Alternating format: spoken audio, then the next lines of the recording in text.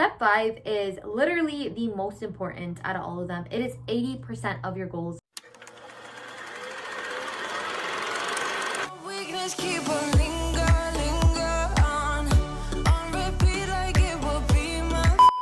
Hey guys, welcome back to the channel, and as you can tell by that earlier Google search, we're going to be talking about 5 things you need to be doing right now if you want to grow the glutes, or 5 things you need to be doing because you haven't been seeing the results you've been wanting to see. So stay tuned.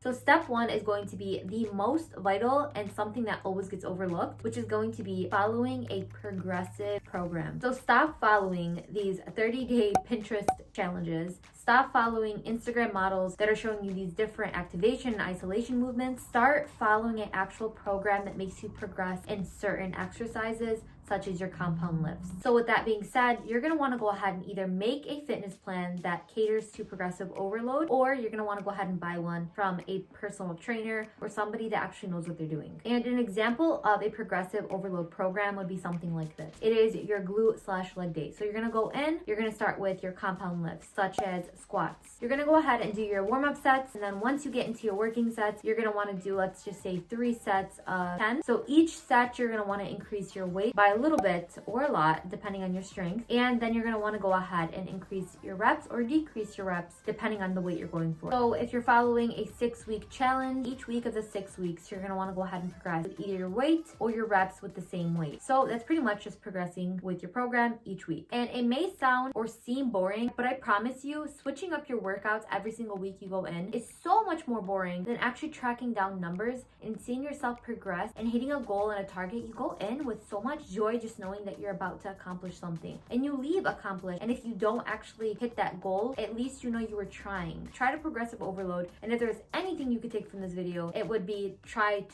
a progressive overload program. Progress equals results.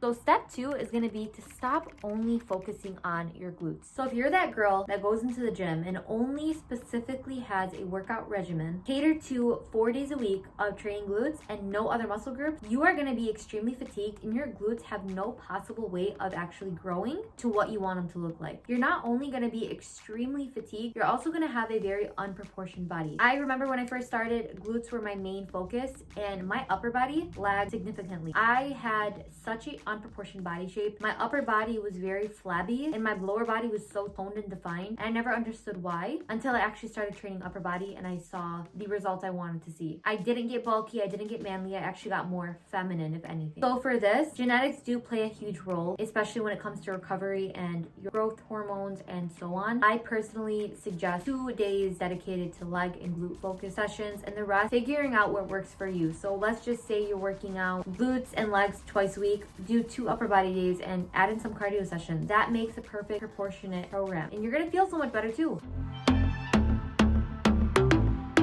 Step 3 is going to be glute activation and mind to muscle connection. I personally don't think I've ever not glute activated. I educated myself a little too much when I first got into my fitness journey that I don't think I've ever trained glutes without glute activating. And I can say it did make such a significant difference in my glute, because having that mind to muscle connection, I was able to activate my glute muscles versus my quads or my hamstrings, which I am more quad dominant. So if your quads or your hamstrings are taking over your session, I highly recommend getting a pair of resistant bands and actually performing a set of glute activation workouts or warm-ups before performing a movement such as hip thrust. It makes such a big difference. And trust me when I tell you, that booty pump, It should be having you go wild.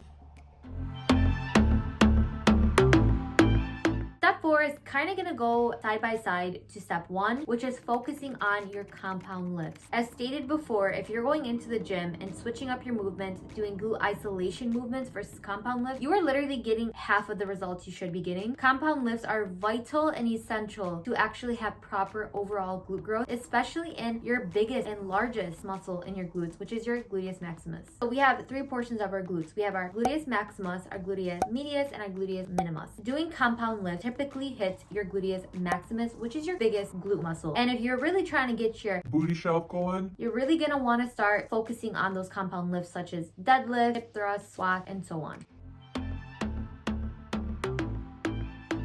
Step 5 is literally the most important out of all of them. It is 80% of your goals. So let's go ahead and focus on this one the most, which is eating for your goals and not just only a massive derriere. I see so many girls going in these massive and absurd bulking phases, which make them gain excessive amounts of weight, not only in their glutes, overall in their whole body. I think people are under the misconception that growing a derriere, guys, I'm sorry, I don't want to get demonetized by saying the word, you know. The booty word. I don't really like saying booty. It's a little awkward. If you know what I mean. Like booty.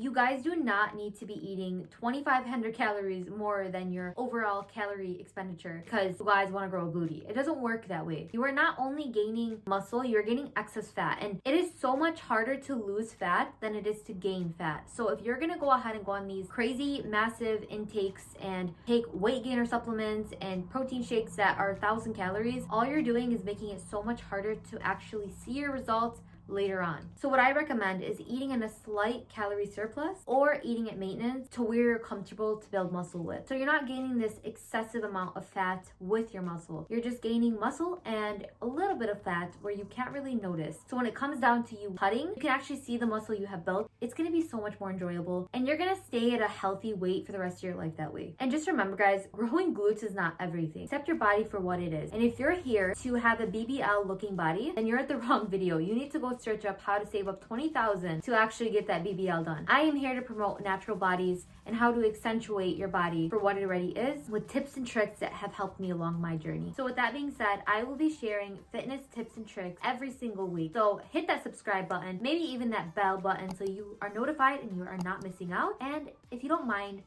hit that like button for me because I like you, you like me, we love each other, and I will see you in my next video.